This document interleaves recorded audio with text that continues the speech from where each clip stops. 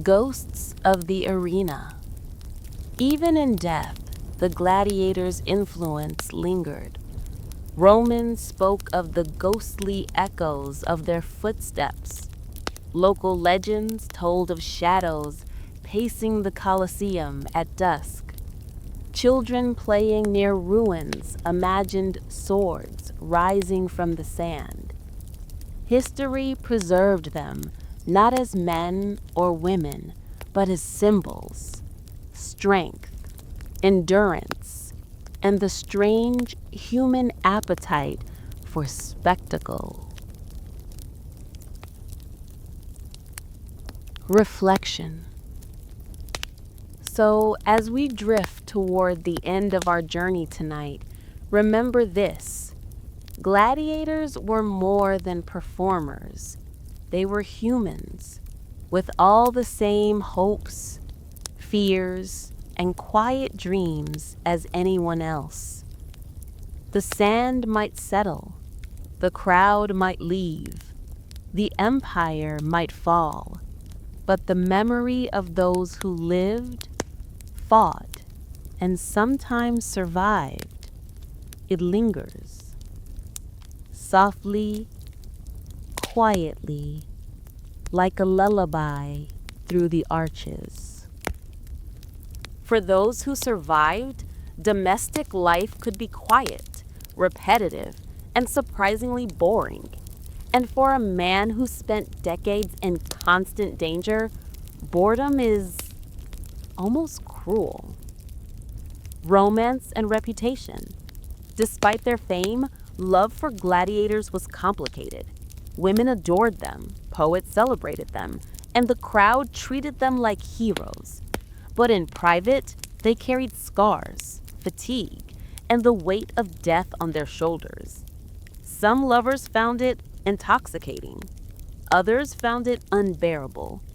Because how do you live with someone trained to die beautifully every day? Romance for a gladiator was never simple. It was part admiration, part fear, part poetry whispered in the dark. Aging in chains of memory. Even freed gladiators carried their past like chains. Muscles weakened, reflexes slowed. Memories of fights haunted their sleep. Sometimes dreams brought them back to the arena. The smell of sand, the clash of steel, the roar of the crowd, only to wake in a quiet room, heart pounding for no reason. Old injuries lingered for life. Arthritis, broken bones, and scars were constant reminders that the body that survived the arena never fully healed. Still, some embraced it. Their legends grew in taverns and marketplaces. Stories spread quietly, often exaggerated, sometimes reverent, occasionally mocked. Freedmen and fading glory. Some gladiators survived long enough to buy their freedom, called rudis, a wooden sword symbolizing release. Imagine that. You spent decades training to die beautifully, only to get handed a piece of wood and told, "Okay, now live." It was both liberation and confusion. Some found normal life unbearable. The routine, the adrenaline, the roar of the crowd, suddenly gone. Many opened small businesses, taverns, workshops, or training schools. Some married, some traveled. A few returned to the arena, not as fighters, but as teachers. Freedom was less glorious than it sounded. The city they returned to didn't cheer for them anymore. It whispered. Families born in shadow. Gladiators weren't just fighters. Some were fathers, husbands, brothers. Their children grew up in the shadow of the sand, often hearing tales of near-death escapes and legendary duels. And yet, most never fought. The arena was a path too dangerous for the next generation. Hey again. If you've been floating along with me through all the torches, the sand, and the echoes of ancient crowds, this part is for the spaces in between, the soft afterlife of the fighters, the quiet chapters history often ignores. Because the games didn't just end with the gates closing. For some, life after the arena was a long, strange, and surprisingly human journey. Hey again, if you've been floating along with me through all the torches, the sand, and the echoes of ancient crowds, this part's for the spaces in between, the soft afterlife of the fighters, the quiet chapters history often ignores. Because the games didn't just end with the gates closing. For some, life after the arena was a long, strange, and surprisingly human journey. Freedmen and fading glory. Some gladiators survived long enough to buy their freedom, called rudis, a wooden sword symbolizing release. Imagine that. You've spent decades training to die beautifully, only to get handed a piece of wood and told, okay, now live. It was both liberation and confusion. Some found normal life unbearable. The routine, the adrenaline, the roar of the crowd, suddenly gone. Many opened small businesses, taverns, workshops, or training schools. Some married, some traveled. A few returned to the arena, not as fighters, but as teachers. Freedom was less glorious than it sounded. The city they returned to didn't cheer for them anymore. It whispered. Families born in shadow. Gladiators weren't just fighters. Some were fathers, husbands, brothers. Their children grew up in the shadow of the sand, often hearing tales of near-death escapes and legendary duels. And yet, most never fought. The arena was a path too dangerous for the next generation. The gentle weight of memory. If you ever feel small, and you will, remember that every emperor, every general, every legend who ever strutted through the forum now weighs less than the dust on your shoes. But their stories remain, and maybe that's enough. Maybe eternity isn't about being remembered forever. Maybe it's about being remembered well, even if it's just for one more quiet night. One more voice whispering, hey, do you remember Rome? The sleepless historian. That's where we come in. People like us, the ones who stay up too late wandering through old tragedies, the ones who find comfort in knowing that everything ends, and that's okay. We don't study history because it's glorious. We study it because it's human, flawed, messy, tender. Every cracked statue, every faded inscription, every forgotten soldier, they're all reminders that imperfection is the only real immortality. So, as the last echoes fade and your eyes grow heavy, just let Rome sleep. It's earned it. The arenas are quiet now. The swords are rested. The audience gone home. What's left is peace. And maybe that's the part of history we forget to appreciate. Not the wars, not the glory, but the stillness that comes after. The long, soft silence where the earth breathes again. Drift. You can drift now. The empire's heartbeat is slow, steady, and fading into your own. No more marble, no more sand. Just the quiet hum of time moving forward. And somewhere, far away, the ghost of a gladiator smiles. Not in triumph, but in relief. Because even in the ruins, peace is possible. Hey guys, thank you for walking this long, slow road through dust and empire. for listening to history breathe, for letting it drift into sleep with you. Now, close your eyes, let the story go, and dream, not of Rome's fall, but of your own small victories written quietly in the sand. Good night, and may your dreams be gentler than Rome's were. If you're still awake, congratulations, you've survived Rome twice. If you're already drifting off, that's okay too. This part is meant to fade softly, like candle smoke curling into night. Because now, we're not in history anymore. We're somewhere quieter, a half dream where all empires go when they've forgotten how to roar. The empire that sleeps in you. Every civilization dreams of eternity. Rome dreams louder than most. It carved its name into mountains, oceans, calendars, even the stars. But no empire ever really dies. It just sleeps. And sometimes, in strange ways, it dreams through us. When you stand in a crowd, feeling the rhythm of thousands moving together, when you watch someone risk everything for the chance to be remembered, that's Rome, half awake inside humanity's pulse. Because what the Romans built wasn't just architecture, it was habit. The habit of spectacle, of striving, of needing to be seen.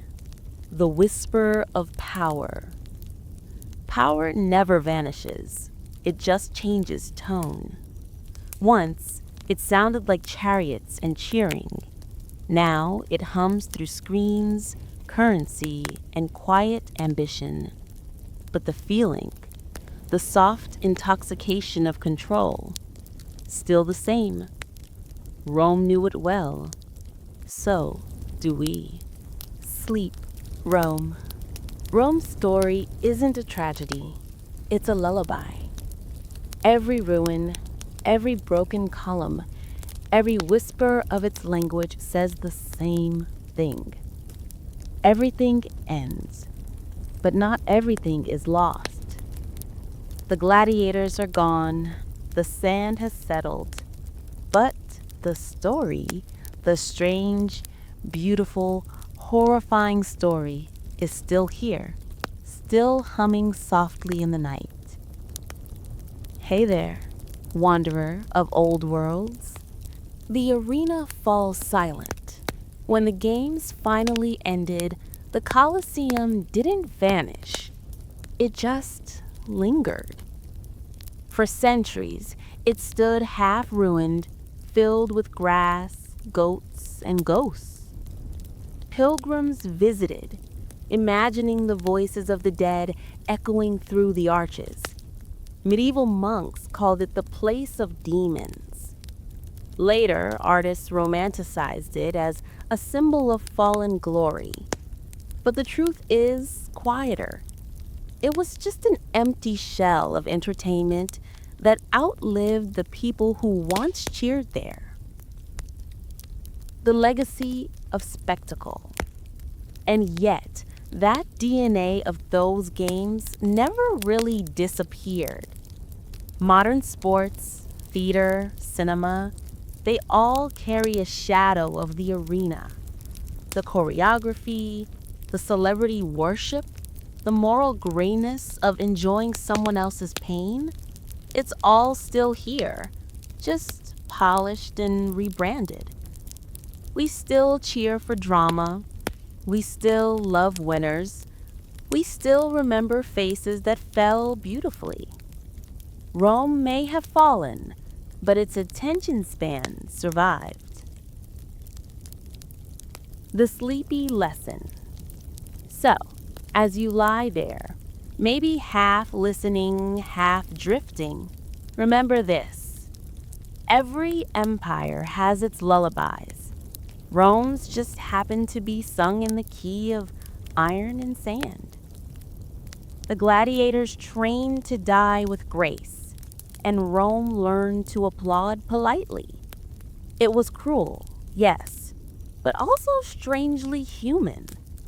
Because deep down, the Romans weren't monsters.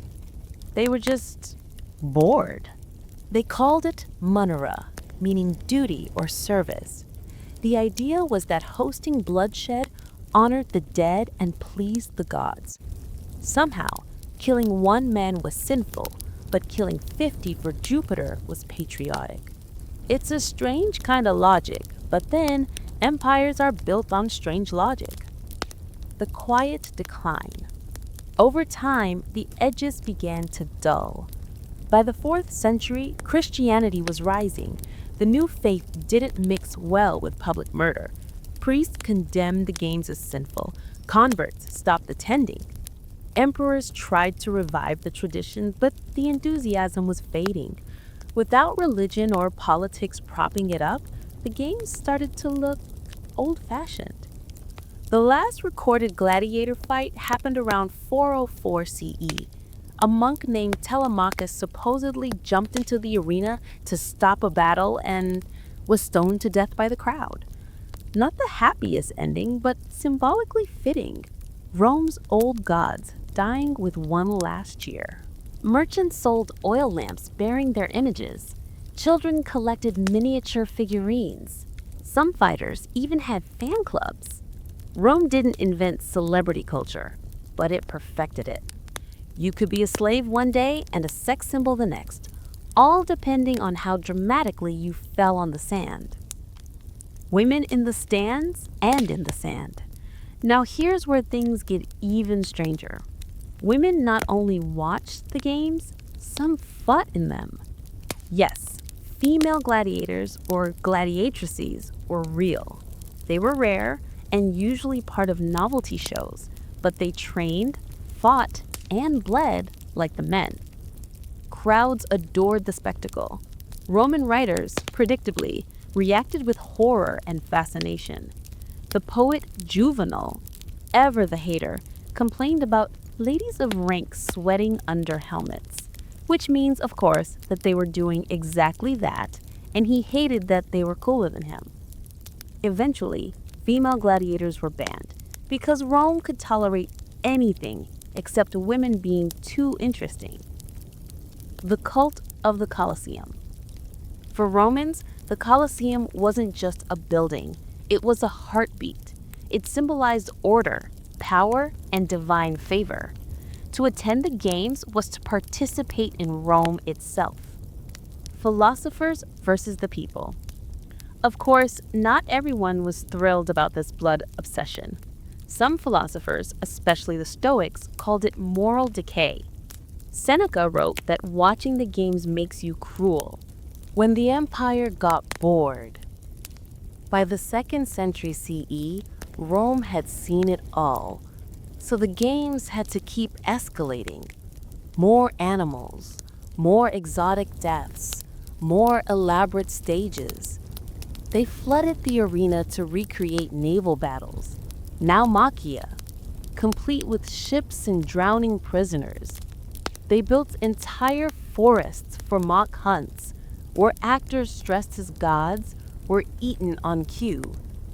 The line between religion, theater, and torture blurred completely. Rome didn't lose its morality overnight. It just replaced it with choreography. Gladiators as pop culture. Despite everything, the gladiators became pop stars. They appeared in mosaics, graffiti, and frescoes. Their names were whispered in love letters and scratched into walls like ancient fan suites. Celadus makes the girls sigh. Crescens, the net fighter, wins hearts. Cicero, the great orator, found them brutal and boring, which might be the most Roman insult ever. But for every Seneca in a toga shaking his head, there were 10,000 citizens pouring wine on their laps and yelling for more tigers. Morality had no chance against good production value. the economics of carnage. Behind the glamour, the games were a business. Lanista, gladiator owners, made money renting out their fighters to event sponsors. Merchants sold food, wine, trinkets, and cheap souvenirs. Clay cups shaped like helmets, wooden daggers for children. There were even agents who handled fighter contracts, negotiating pay for star gladiators, arranging sponsorships. Yes, ancient Rome had sports agents. A top-tier fighter could earn massive bonuses, sometimes enough to buy freedom outright. But for every star, there were 100 men dying for a handful of coins. It was capitalism, ancient style, a pyramid of spectacle balanced on the suffering of the poor. Class divisions in the stands. Even in death shows, Rome couldn't resist hierarchy. The seating was meticulously arranged. The emperor and senators sat closest to the action. Nobles and equestrians just behind. Citizens next. Women and the poor up top, where the view was worse and the sun hotter. It was the entire social pyramid laid out in stone. And yet, in that shared moment of cheering and gasping, they were all united. Every class hypnotized by the same dance of violence. Rome's genius was making inequality look festive. Philosophers versus the people. Of course, not everyone was thrilled about this blood obsession. Some philosophers, especially the Stoics, called it moral decay. Seneca wrote that watching the games makes you cruel. So while Rome's streets filled with poverty and tension, the emperors doubled down on the free shows. No jobs? No problem. Here's a ticket to the Colosseum. Have a loaf of bread. Watch someone get artistically disemboweled. Civic contentment through organized chaos. And it worked. People loved it. The games as political theater. Hosting gladiator games was like buying popularity with spectacle. Emperors used them to mark birthdays, military victories, coronations, or just to distract everyone from the latest scandal. Senators sponsored smaller games to curry favor with the public. Imagine running for office and saying, "Vote for me, I'm giving you lions this weekend." It worked better than campaign posters. The Colosseum itself was a monument to this philosophy. Built by Emperor Vespasian using money looted from Jerusalem, it wasn't just an arena. It was propaganda in stone. A massive echoing promise. We're strong, we're generous, we give you entertainment. And for the average Roman citizen, that was enough. Politics was theater. The theater just happened to be lethal. Rome's addiction, when blood became a pastime. Hey there, still with me? Good. The arena's empty now, but the story isn't done, because the most fascinating part of Rome's gladiator obsession wasn't the fighting itself. It was how normal it all became. To us, it's barbaric. To them, it was Tuesday. Rome didn't see the games as cruel. They saw them as cultural glue, a shared experience that united citizens, distracted the poor, and gave politicians an easy applause line. So tonight, we're sinking into the quieter madness, the psychology of an empire that couldn't sleep without a little bit of blood. Bread, circuses, and convenient distraction. You've probably heard the phrase bread and circuses. It comes from the Roman poet Juvenal, who who mocked his fellow citizens for caring more about free food and entertainment than about, say, the collapse of their republic. And he wasn't wrong.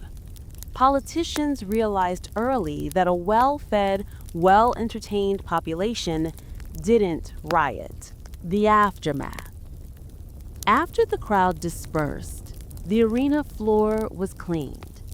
Slaves raked the sand, burned incense to cover the smell, swept bones into piles. By sunset, it looked pristine again, ready for the next show. Rome didn't pause to reflect. The empire had no word for trauma. Death was a spectacle, not a tragedy. And for the men who survived, the day ended with food, laughter, and exhaustion. They tell stories of the crowd's cheers, of near misses, of lucky parries. Then they'd fall asleep, maybe dreaming of freedom, maybe just dreaming of silence. The victory lap. When a gladiator won, he didn't just walk away, he basked. He'd raise his weapon, circle the arena, soak in the cheers. If he'd fought bravely, even the losing side supporters might applaud. Rome loved a good sport. Sometimes, coins were thrown into the sand, actual tips from the crowd. Kids scrambled to collect them later as souvenirs of the hero who lived another day. Then, the victor left through the Porta Triumphalis, the gate of triumph. Behind him, the loser's body, or what was left of it, exited the Porta Livitinensis, the gate of death. 2 doors, 2 outcomes. Simple, efficient, poetic. He charged Rome a fortune for his own appearances, claiming divine expenses. Because who's going to argue with a man who thinks he's Hercules reborn? Others, like Marcus Aurelius, quietly hated the games, but still attended because skipping them would have looked un-Roman. Politics always trumped personal disgust. Behind the curtain, stage management. It's easy to forget how technically complex these events were. The arena wasn't just sand, it was a stage machine. Elevators, trapdoors, pulleys, cages, all hidden beneath the floor. Animals could appear suddenly through platforms. Props could rise out of nowhere. It was Rome's version of an action movie set. Engineers managed it all, sweating in the tunnels below while the crowd above gasped. A well-run show was like ballet, deadly but seamless. And for every flawless fight seen above, there were 10 unseen workers below, hauling ropes and praying the lion cage didn't jam again. Because let's be honest, the Romans didn't want their heroes gone too soon. Dead fighters didn't sell souvenirs. The emperor's role. At the center of it all sat the emperor, under a canopy, in a marble box, dressed in silk. His presence alone elevated the games from sport to state ritual. The crowd would constantly watch him, waiting for gestures. If he smiled, mercy. If he frowned, blood. Some emperors loved it. Commodus, for example, fought personally, always winning, of course, since his opponents were under strict orders to lose gracefully. Because let's be honest, the Romans didn't want their heroes gone too soon. Dead fighters didn't sell souvenirs. The emperor's role. At the center of it all sat the emperor, under a canopy, in a marble box, dressed in silk. His presence alone elevated the games from sport to state ritual. The crowd would constantly watch him, waiting for gestures. If he smiled, mercy. If he frowned, blood. Some emperors loved it. Commodus, for example, fought personally, always winning, of course, since his opponents were under strict orders to lose gracefully. He charged Rome a fortune for his own appearances, claiming divine expenses. Because who's going to argue with a man who thinks he's Hercules reborn? Others, like Marcus Aurelius, quietly hated the games but still attended because skipping them would have looked un-Roman. Politics always trumped personal disgust. Behind the curtain, stage management. It's easy to forget how technically complex these events were. The arena wasn't just sand, it was a stage machine. Elevators, trapdoors, pulleys, cages, all hidden beneath the floor. Animals could appear suddenly through platforms. Props could rise out of nowhere. It was Rome's version of an action movie set. Engineers managed it all, sweating in the tunnels below while the crowd above gasped.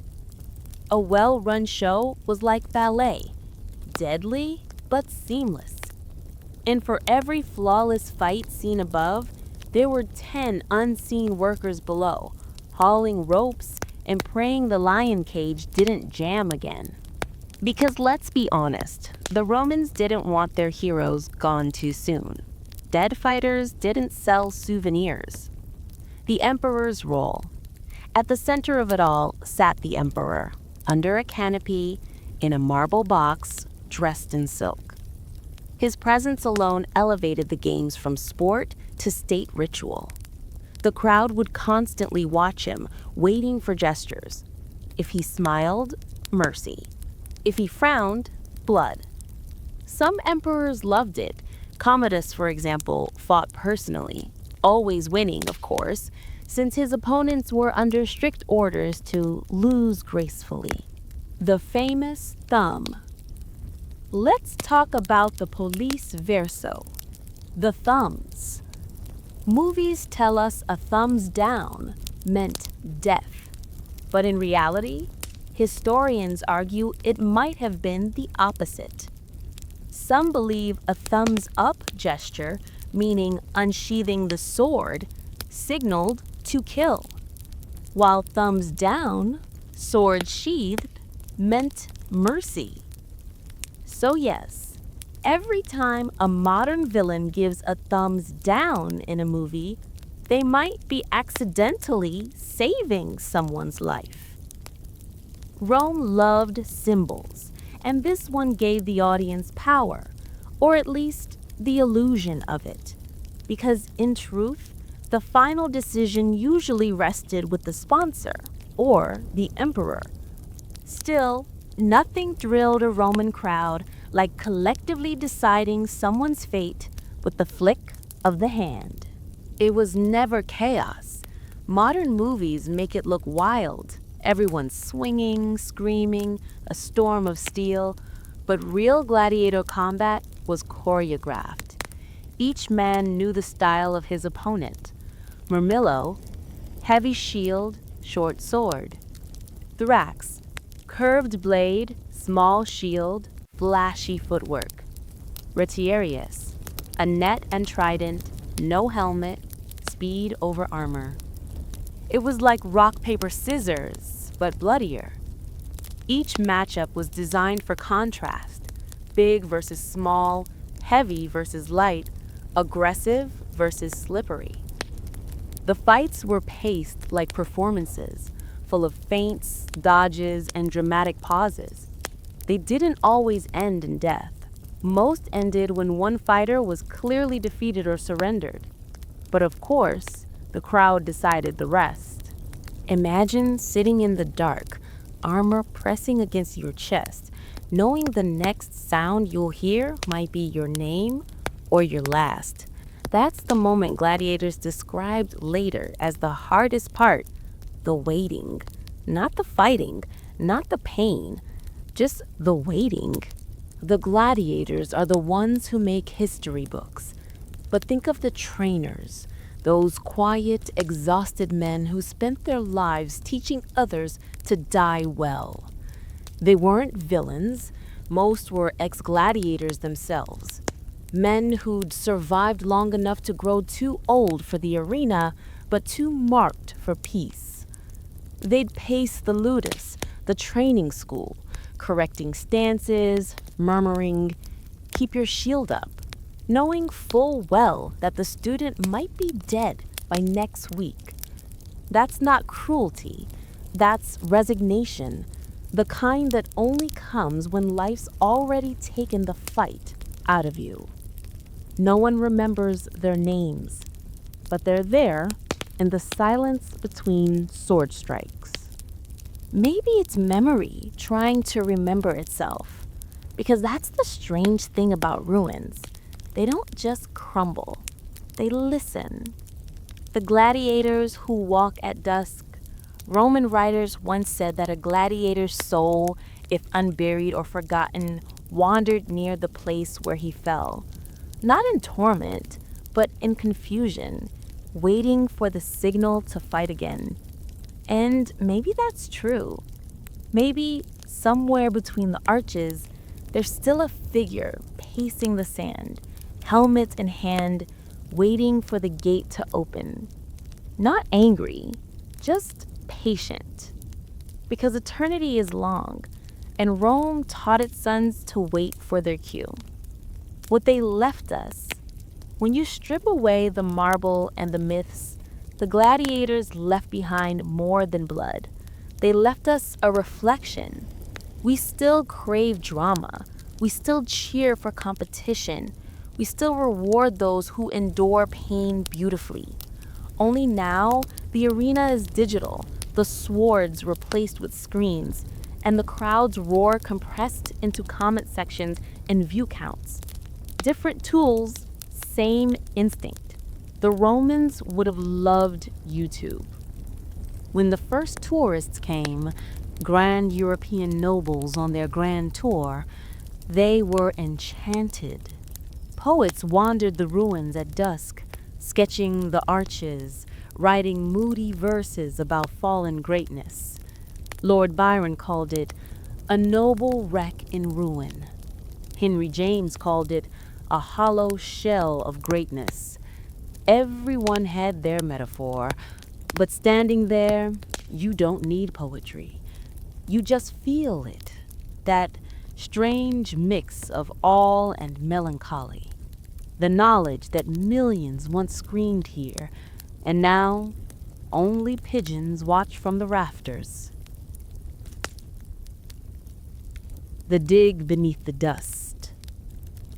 In the 19th century, archaeologists began digging into the arena floor. They found tunnels, cages, trapdoors, the backstage of ancient death. You could almost hear the machinery creaking again, the ghosts rehearsing their final acts. One scholar called it a theater of logistics, which sounds sterile, but maybe that's the point. Rome's genius wasn't in cruelty, it was in organization. Even death had a schedule, a hierarchy, and a payroll. You can't build an empire on chaos. You build it on punctual executions. The echo of the crowd. There's an old Roman superstition that every place of great violence keeps a bit of the noise trapped in its walls. Some nights, guides swear they've heard faint murmurs when the moon is high, a ripple of applause, a single voice chanting a name that hasn't been spoken in 2,000 years. Maybe it's just wind. Hey guys, thanks for staying through this long, slow unraveling of empire and ego. If you're still awake, congratulations, you've officially outlasted Rome. If you're already asleep, well, that's what history's for. Good night. Sleep easy. And remember, even the longest empires end in silence. The eternal sleep of the arena. Hey again. Still here? That's impressive. Most people would have nodded off 3 emperors ago. But this last stretch is where Rome finally exhales. Because after all the dust, the screams, and the applause, something beautiful happened. The noise stopped. And in that quiet, Rome began to remember what it had forgotten: the fragile humanity beneath the armor, the pulse beneath the empire. So, let's wander through the ruins together one last time. The arena reborn. By the 18th century, the Colosseum wasn't an arena anymore. It was a ruin, but a holy one. The Catholic Church declared it a sacred site, believing it was soaked with the blood of Christian martyrs. Never mind that most of those martyrs probably died elsewhere. The symbolism was too poetic to resist. They built crosses inside, held prayers, and draped the walls in ivy. For the first time in over 1,000 years, the Colosseum heard voices that weren't cheering for death. That's Rome for you, always reinventing itself without really changing. Tourists and time travelers. The quiet legacy. In a strange way, the gladiators did achieve immortality, not through glory or empire, but through fascination. 2,000 years later, we still talk about them. We still build movies around them. We still whisper their names into microphones in the middle of the night, hoping to feel a connection to something ancient and tragic and strangely beautiful. Maybe that's their victory. Not survival, but memory. They became the eternal lullaby of history. Drift gently. So, as the last torchlight fades, let's drift back, away from Rome, away from the roar, back into the soft dark of the present. The Colosseum is quiet now, just a shell of dreams and dust. The sand has settled, the ghosts are resting, and if you close your eyes, maybe you'll hear it. Not the scream of a dying man, but the whisper of a city that once thought immortality could be earned with applause. When the empire forgot, eventually Rome fell, not with fire and fury, but with fatigue. The empire simply stopped caring. The gains faded, the temples emptied, and new faiths took root. Christian monks began using the Colosseum's stones to build churches. Others stole marble for palaces. Bit by bit, the grand arena became a quarry for new ambitions.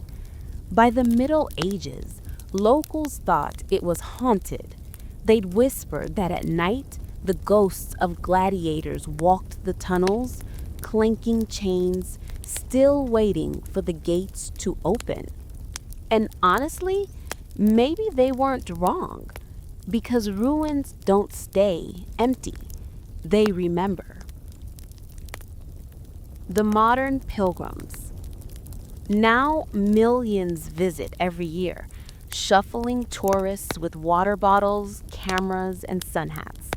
They stare at the arches, take their photos, and move on. Some pause a little longer. They tilt their heads, maybe squint into the arena floor, and for just a heartbeat, they feel it, that flicker of something old and restless. It's not horror, it's recognition. Because deep down, we understand the Romans more than we'd like to admit. We still gather in giant arenas. We still crave spectacle. We still make heroes out of those who perform under impossible pressure. The sand has changed. The instincts haven't. There were people, ordinary ones, who fell in love with gladiators. Imagine that. You meet someone at the baths, you talk, maybe you sneak a few letters through a guard. And then, one afternoon, you sit in a packed arena and watch the person you love try not to die for other people's amusement. Rome didn't invent cruelty. but it did make it socially acceptable. Still, graffiti survives, carved into walls. Flama, the light of my life. For Hermes, my heart. They're not grand monuments, just shaky scratches by people trying to hold on to someone doomed.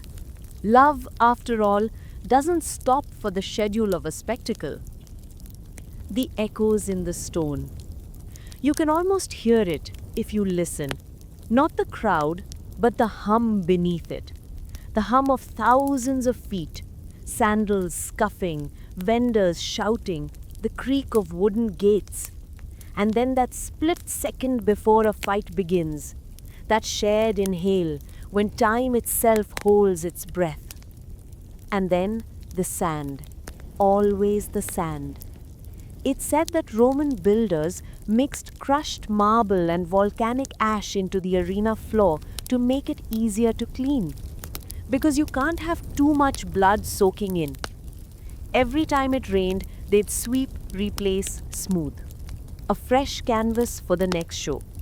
Which means that for centuries, Rome literally buried its sins under fresh sand and called it entertainment.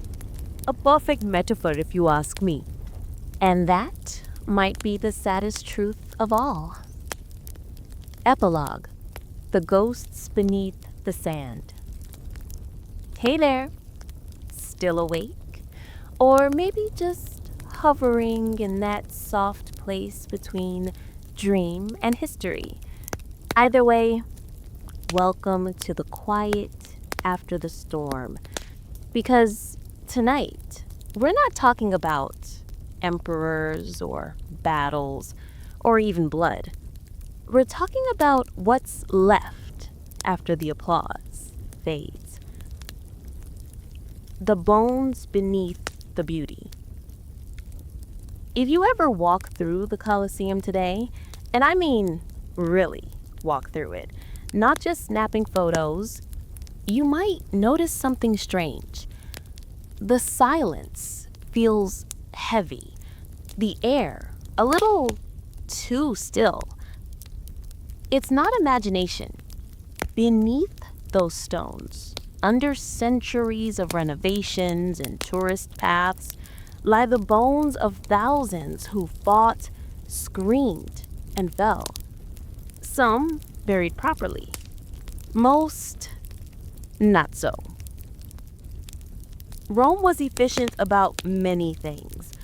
Burial dignity for slaves wasn't one of them.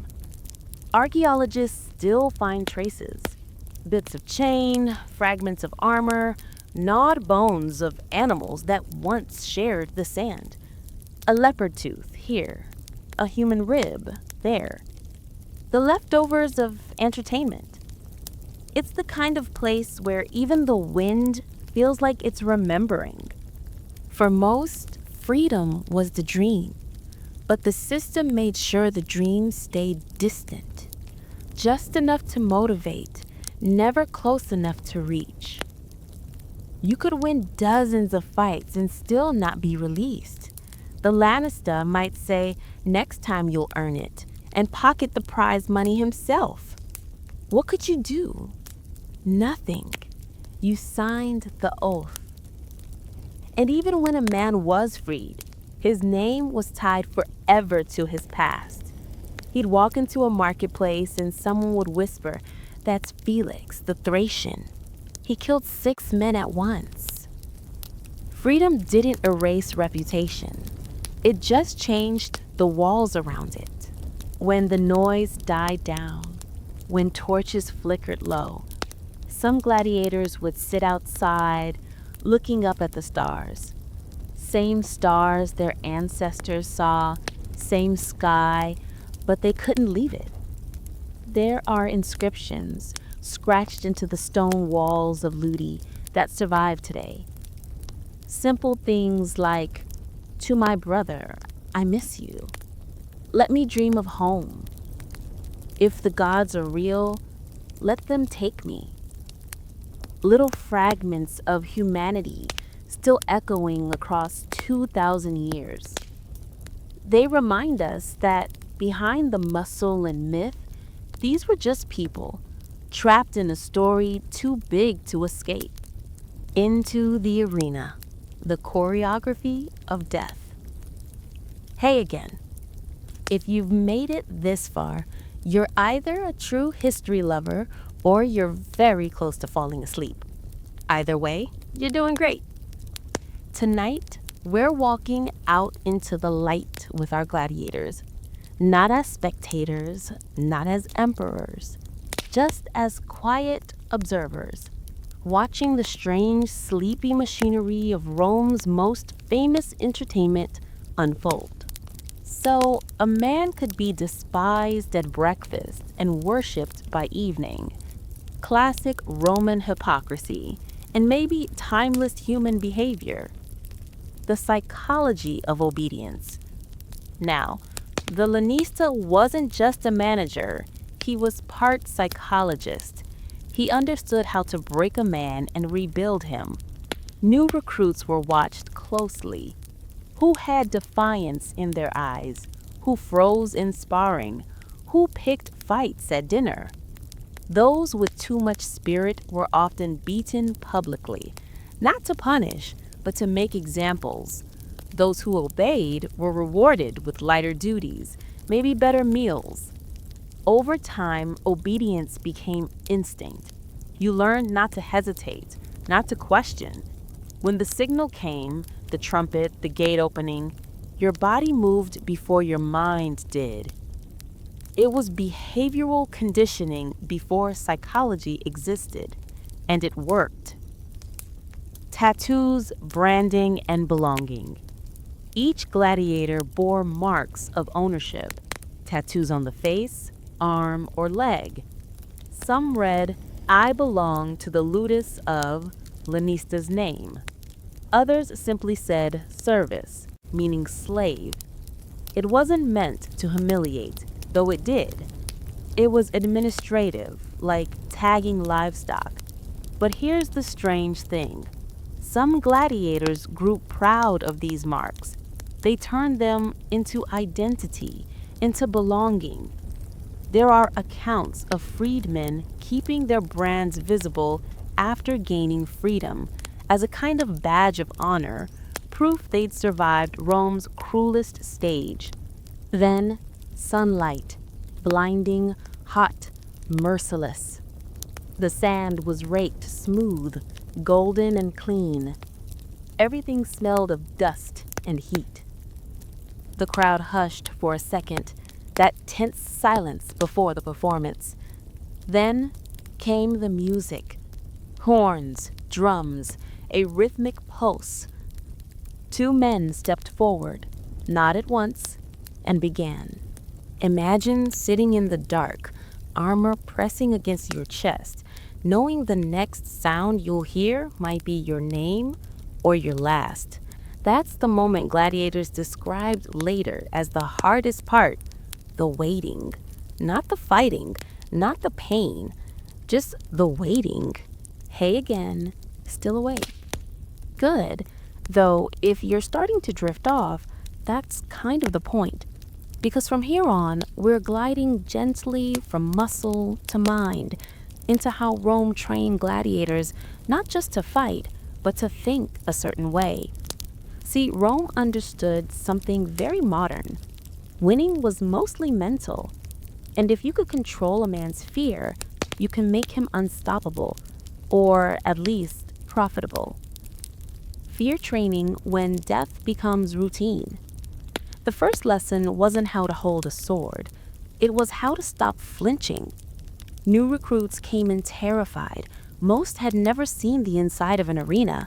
And the first time you hear 50,000 people chanting for blood, you don't exactly feel brave. So their instructors, those kindly sadists known as doctores, made sure to fix that. They exposed the recruits to the sound of crowds, the clatter of weapons, even mock executions. Everything to make fear boring. After a while, the brain adapts. You hear a man scream? Background noise. See blood on the sand? Just another day at the office. By the time they were ready to fight, the The gladiators' fear circuits were numbed by endless repetition, a sort of ancient desensitization therapy, except instead of watching scary movies, you were living one. Stoic philosophy for the bloodstained. Strangely, gladiator training had a touch of philosophy in it. The Roman elite loved stoicism, that calm, unflinching acceptance of fate. So naturally, they pushed the same ideals onto the men they owned. Gladiators were taught to accept death, to meet it with dignity, to not cry out. To quote Seneca, the resident philosopher of wealthy despair, "He who fears death will never do anything worthy of a man who lives." So, while some people in Rome paid tutors to learn virtue, others learned it with chains around their ankles. The doctores would recite bits of moral advice, not because they cared, but because it made for good theater. A man who died stoically in the arena, the crowd loved that. A trembling, panicked one? Boring. Even death was judged by style points. The mirror ritual. Practicing your own death. Yes, this was real. Advanced gladiators practiced their death poses. They'd stand before a polished metal mirror, holding a wooden sword, and rehearse how to fall gracefully. One knee, then the other, eyes upward, chest out. No writhing, no tears, just silent, elegant surrender. It wasn't about ego, it was branding. If you died memorably, you'd be remembered. Your name might be painted on tavern walls, your likeness carved into oil lamps, your story told by drunk fans for weeks. Rome was an early pioneer in celebrity culture, except the red carpet was blood-soaked sand, conditioning through deprivation. The Romans had an almost artistic love for discomfort, and gladiator schools reflected that beautifully. Sleep was rationed, food was controlled. Training pushed men until exhaustion became a baseline. Not because they needed constant strength, but because exhaustion killed rebellion. A tired man doesn't plan escape. Some ludi, plural of ludus, even used solitary confinement, a dark, quiet cell called carcer, not as punishment, but as mental focus time. Imagine sitting in the dark, alone with your heartbeat, waiting for someone to tell you when you can breathe again. That's how Rome taught control. Total control over body, breath, and emotion. The cult of the body. Now, for all its brutality, the gladiator world had its own twisted version of self-care. Physical perfection was worshipped. Gladiators were oiled, massaged, groomed. Their muscles were studied and admired like living statues. Some even became fashion icons. Yes, seriously. Women of high society, senators' wives, noble daughters, would swoon over the scars and strength of these men. They collected gladiator sweat in little vials, believing it worked as an aphrodisiac or cosmetic. And apparently, it sold. There are written accounts of elite Roman ladies dabbing gladiator blood behind their ears like perfume. Because if it smells like death, but screams status, it's chic. The emotional paradox. Owned, but idolized. It's hard to overstate how weird the social status of a gladiator was. On paper, they were the lowest of the low. Slaves, condemned men, non-citizens. They couldn't vote, they couldn't marry freely, but in the stands, they were adored. Children collected figurines of their favorite fighters. Merchants sold bread stamped with gladiator names. Fans carved graffiti declaring love. Crescens, the net fighter, makes all the girls sigh. The same Roman senators who mocked gladiators in the Senate would secretly pay to host private fights at dinner parties. It's easy to judge from a distance, but when a system is all you know, even your chains can start to feel like home. Religious routines and superstition. Every ludus had its rituals. Before combat, men prayed to Nemesis, goddess of balance and retribution. Offerings were made, coins, bread, a lock of hair. Some kissed their weapons before battle. Others whispered to their shields.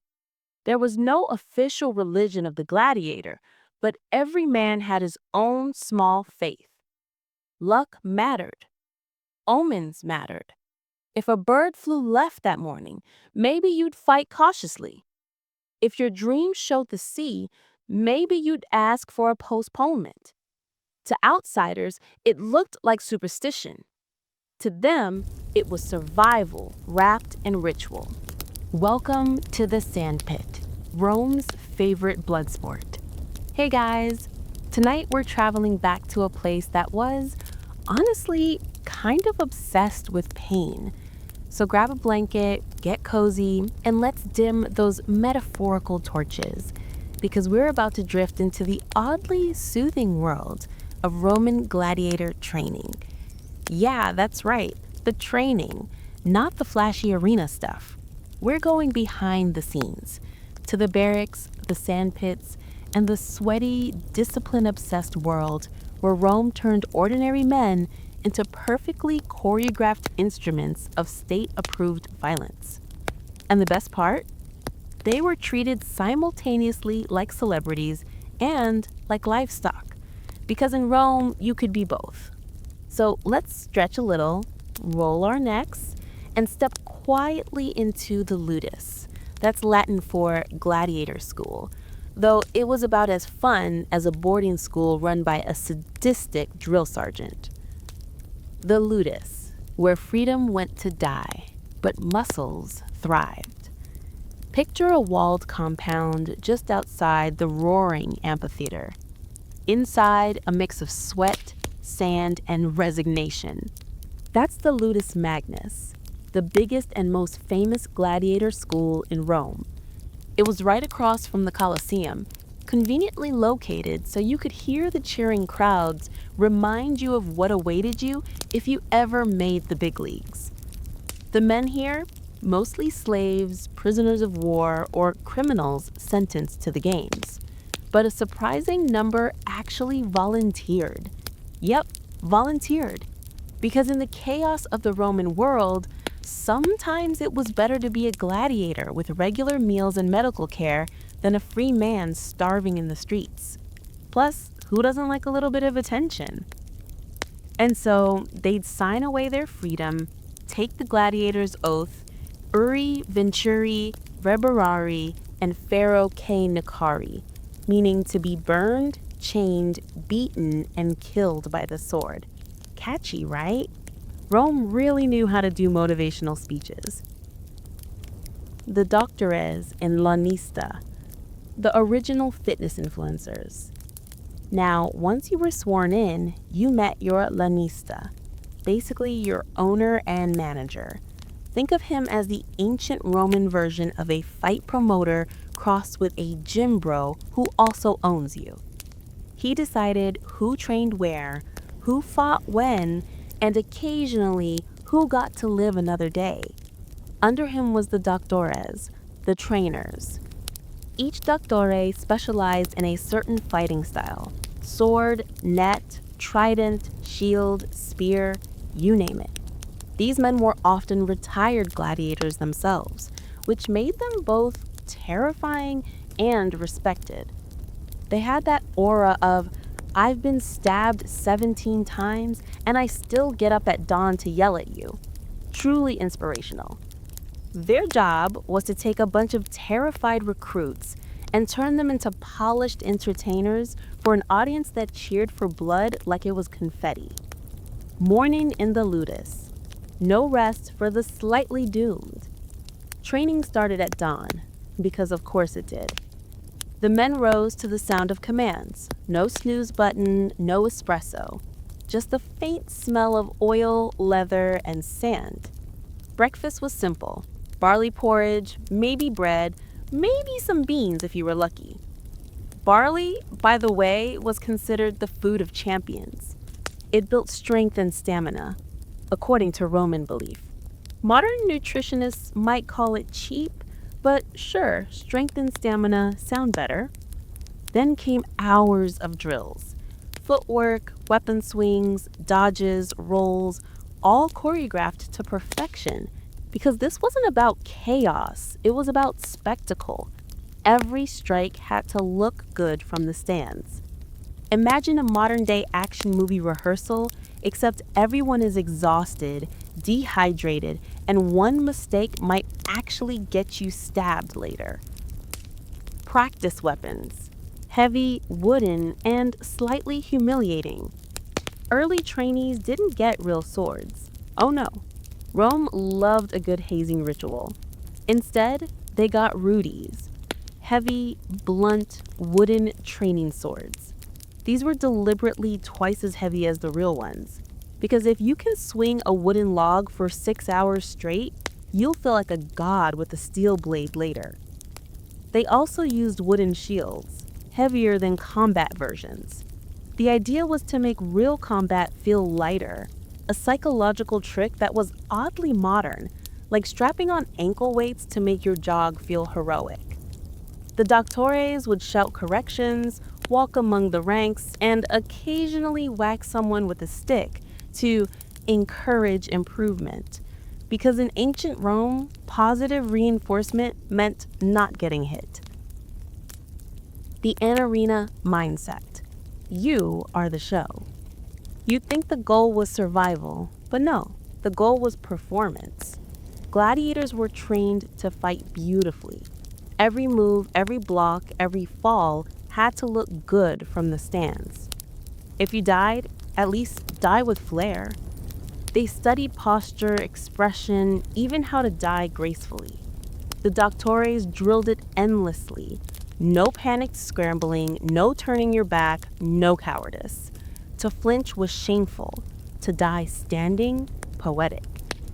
There's even record of some gladiators practicing death scenes in the mirror.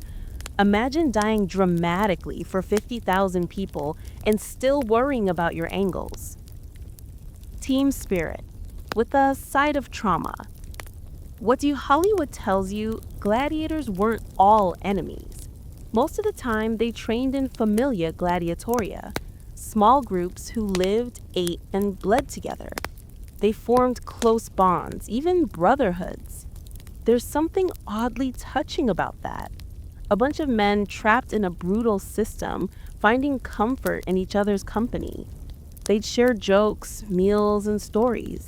Some even got tattoos together, usually identifying marks for their ludus, but still, friendship is friendship. At night, after training, they were allowed to rest, eat, and occasionally visit the baths. Sometimes the lanista even hired entertainers, because morale mattered. It's hard to make good money off of depressed gladiator. Medical care. Surprisingly advanced. Here's the weird part. Rome's gladiator schools had top-notch medical staff. We're talking professional doctors, surgeons, herbalists, the works. Why? Because these guys were expensive investments. A good fighter could bring in thousands of sesterces per show, so losing one to infection was bad business. Doctors at the ludus experimented with treatments that honestly were ahead of their time. They used vinegar for cleaning wounds, herbal salves, even early forms of antiseptics. Some of what they learned treating gladiators would later influence Roman military medicine. So in a way, these guys were the reason Rome's battlefield surgery got so good. Small comfort, but still, historical credit where it's due. The reward system. fame, money, and maybe freedom if you don't die first. Every match was a gamble, not just for your life, but for your future. Win enough fights, you might earn prize money, gifts, or even freedom. A few lucky men were awarded the rudis, the same winning sword used in training, now a symbol of release.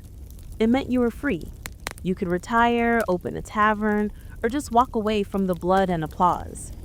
Some did. Others stayed, because once you've been cheered by 50,000 Romans chanting your name, normal life starts to feel quiet, addictive even. Fame's a strange drug, ancient or modern.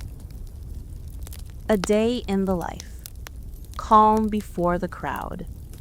As evening settled, the training yard would go quiet. The smell of oil lamps replaced the scent of sweat. Men would sit together, eating barley stew, maybe humming songs from home. Some sharpened blades for others. Some stared into the distance, imagining the anarena sand. They weren't monsters. They were men, scared, tired, proud, each with a story that ended in the same circle of sand beneath the same roaring crowd. And tomorrow, it would start all over again. Waiting in the shadows. After the parade, they waited. Underneath the arena was a maze of tunnels. Hypogeum, they called it. You could get lost down there. Cages for animals, cells for fighters, rooms filled with stage props. It smelled like iron, sweat, and hay. You could hear the crowd above, the muffled roar of anticipation. And sometimes, if you listened closely, you could tell who they were chanting for. The procession. By mid-morning, the crowds gathered. Tens of thousands of Romans packed into stone seats, murmuring, shouting, waving bits of cloth like fans. The amphitheater was alive, a living organism of noise and movement. Below, the fighters formed a line. They marched in, heads high, weapons glinting. This was called the Pampa, the ceremonial parade. They'd salute the emperor, raise their swords, and say the line we all know. Ave Caesar, moretori te salutant. Hail Caesar, those who are about to die salute you. Except, small historical note, that line was probably only used once and never by real gladiators. It was actually said by naval performers during a mock sea battle. But Rome loved drama so much, the line stuck forever, because why let truth ruin a good quote? Dawn before the games. The day of a fight started before sunrise. Inside the ludus, the atmosphere was strangely calm, not buzzing or panicked, just resigned. The men polished weapons, tied straps, adjusted helmets.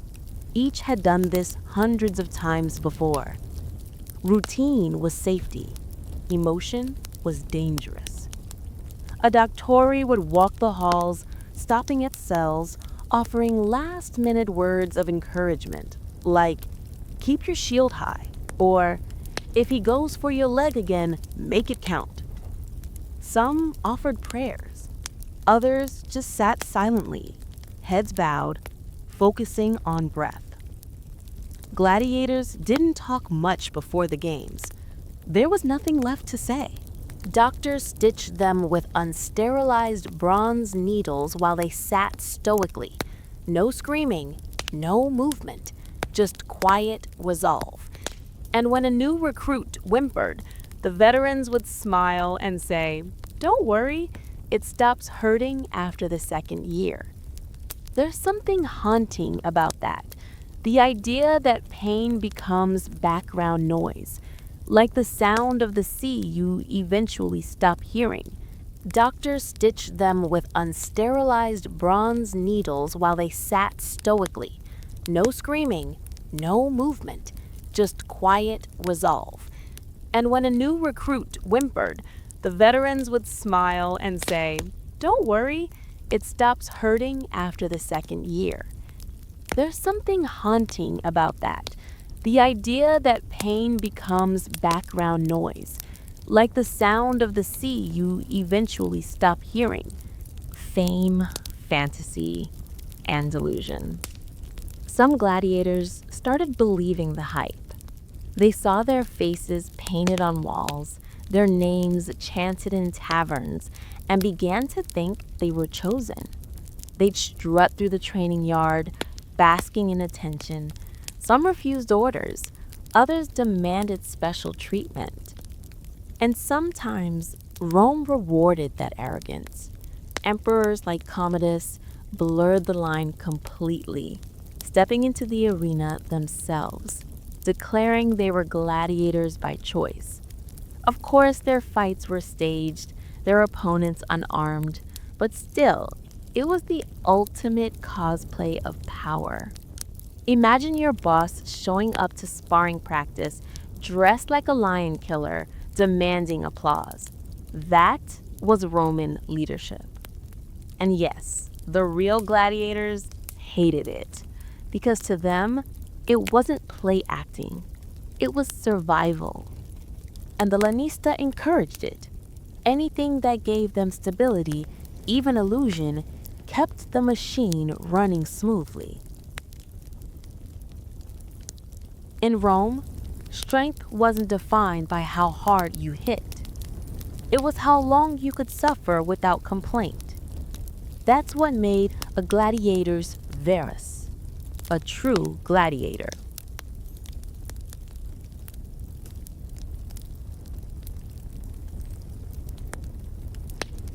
They trained to ignore pain, to walk off wounds that would floor a normal man. Broken fingers? Bandage and back to drills. Sprained ankle? Practice standing, sword in hand.